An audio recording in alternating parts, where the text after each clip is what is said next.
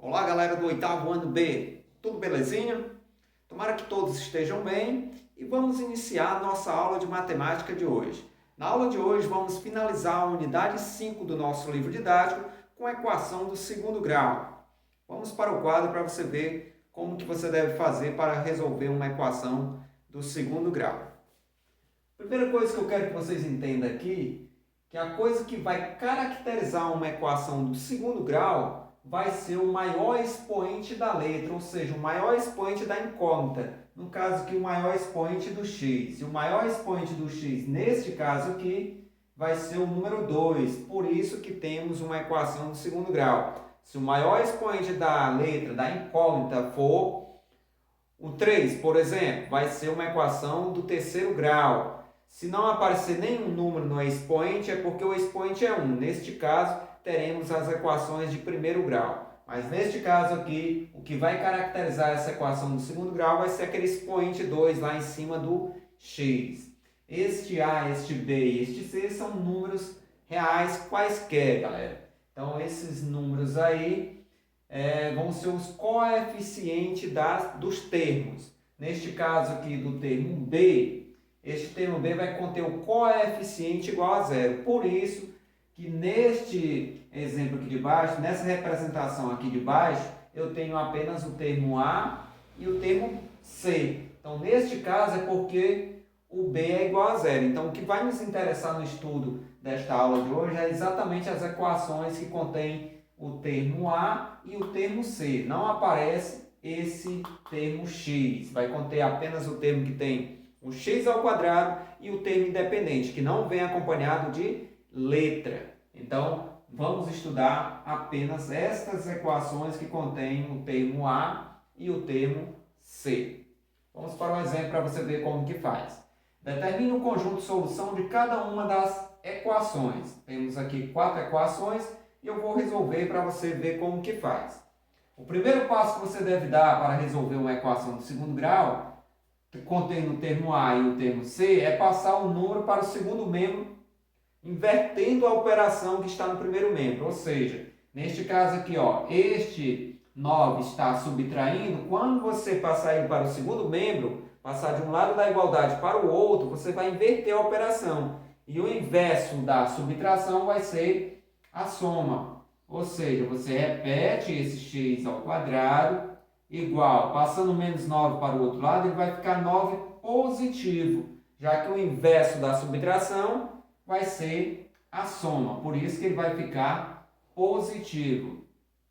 Segundo passo que você deve dar é tirar a raiz quadrada do número que está no segundo membro, no caso aqui o termo independente. Então, você vai tirar a raiz quadrada do 9.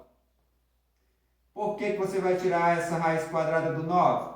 Porque este 2 aqui está representando uma potenciação dos termos aqui que contém o x. Então, se você tem uma potenciação e vai passar para o segundo membro, o inverso da operação de potenciação vai ser radiciação. Por isso que eu estou tirando a raiz quadrada deste 9. É por causa desse 2 aqui, galera. Esse 2 está aqui no índice do radical.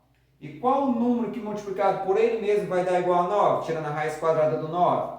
Vai ser o menos 3 e o 3. Porque tanto faz eu multiplicar menos 3 vezes o menos 3.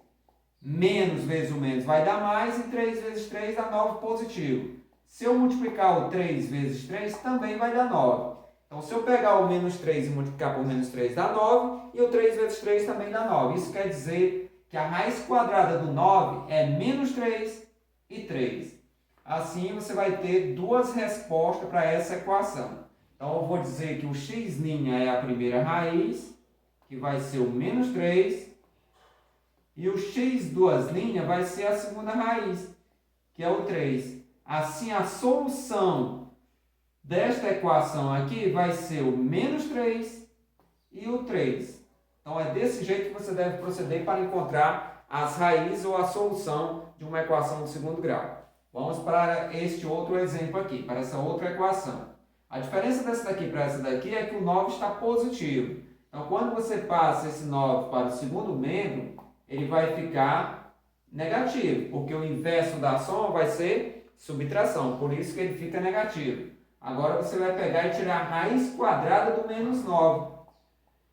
Aí você vai perceber que não existe um número real que multiplicado por ele mesmo dê igual a menos 9. Então, neste caso aí, não vai ter uma solução para esta equação. Então, você vai representar com o conjunto vazio. Então, a solução desta equação vai ser conjunto vazio. Então, vocês vão representar desta forma. Pode acontecer de uma equação de segundo grau aparecer aqui um número diferente de 1 no coeficiente do termo que contém o x ao quadrado. Então, nesse caso aqui, você vai proceder da seguinte forma. Você vai repetir o termo que contém o x ao quadrado, vai passar o termo independente para o segundo membro, trocando o sinal. Ele era menos 25, vai para o outro lado, fica 25 positivo. E este número que está aqui na frente do x ao quadrado vai para o segundo membro dividindo. Ele está multiplicando o x ao quadrado, então ele vai para o outro lado, sendo o inverso da operação. Era multiplicação, o inverso da multiplicação vai ser divisão. Então, ele vai para o outro lado, dividindo o 25. Então, fica o 25 sobre o 4. Agora, eu vou tirar a raiz quadrada do 25 sobre o 4. Não dá para dividir o 25 por 4, não vai dar uma divisão exata. Você deixa o 25 sobre 4. Agora, eu vou tirar a raiz quadrada do numerador, que é o 25, e a raiz quadrada do denominador, que é o 4.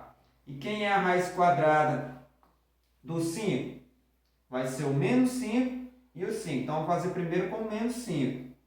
E a raiz quadrada do 4 vai ser o 2. Então, aqui vai ficar menos 5 sobre 2. Raiz quadrada do 25 é o menos 5. Ali, primeiro eu vou fazer com negativo, depois eu faço com positivo.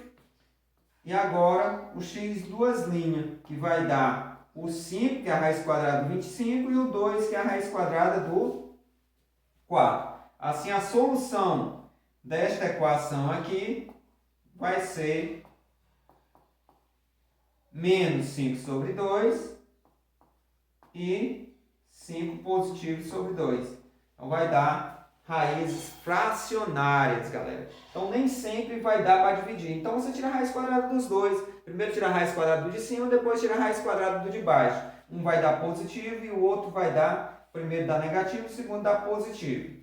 Neste caso aqui, não vai dar uma raiz exata, mas o procedimento é bem semelhante. Ó. Você repete o x ao quadrado e vai passar o termo independente para o segundo membro. Neste caso, menos 18, vai para o outro lado, fica 18 positivo.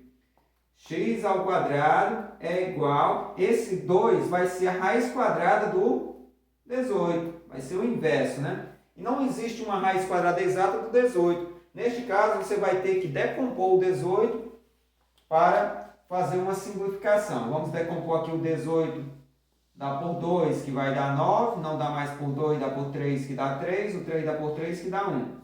Parou. Quem aparece duas vezes, sai de dentro do radical. Quem aparece uma única vez, fica dentro do radical. Então, a forma simplificada disso daqui vai ser 3 raiz de 2. 3 raiz de 2. São coisas iguais, viu? Isso daqui é a simplificação deste raiz de 18. Então, quando não possuir raiz quadrada exata, você pelo menos representa desta forma, na forma simplificada. Ou faz a faturação aqui e representa dessa forma. Quem aparece duas vezes aqui na fatoração vai sair de dentro do radical, nessa decomposição que você faz aqui. Então, é desse jeito que você deve proceder para resolver equações do segundo grau contendo o termo A e C. E fica fácil de você perceber que é o termo A e C, porque vai conter o termo que tem um x ao quadrado e vai conter o termo independente, que não vem acompanhado de x. Então, é nesses casos que você vai fazer esta equação desse jeito que eu fiz aqui. Então, espero que vocês tenham compreendido. Vamos fazer questões similares do livro didático e eu vou acompanhar vocês pelo grupo do WhatsApp, tirando as dúvidas, auxiliando vocês quando necessário. Então, um abraço e até a próxima, galera.